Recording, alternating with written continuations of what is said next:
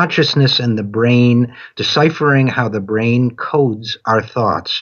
Professor Dehaene, thanks so much for being with us. My pleasure.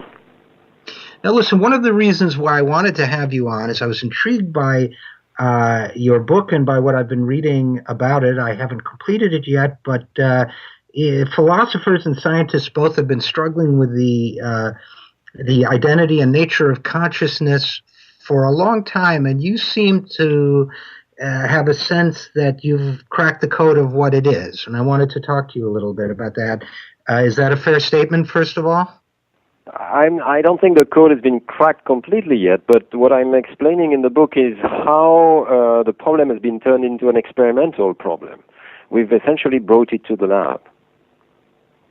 Okay, now how does that work? Because first of all, and before we get into, I think you've been dealing with the brain as a system, and the notion that consciousness might appear in the totality of it. I want to talk about that a little bit. But before we get to that, how does one register consciousness, let's say with brain imaging? I mean, we can see that the brain is responding to certain things, but first of all, what is the definition of consciousness that you use? Because even that is somehow elusive. Right, yeah, I mean, consciousness is a word with a lot of meanings.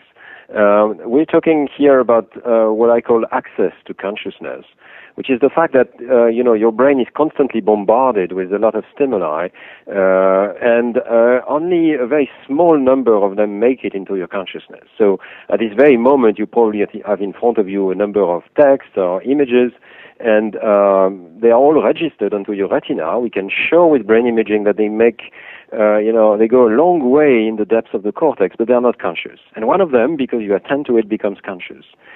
So that's a very simple meaning of consciousness, whether we access the information or not, whether we can report it. And it has allowed us to do some pretty nice experiments with the very same picture, because it is presented flashed on a computer screen, can half of the time make it into consciousness, and the very same stimulus half of the time does not make it into consciousness. So people say, I haven't seen anything. There was not any picture. This is called subliminal images.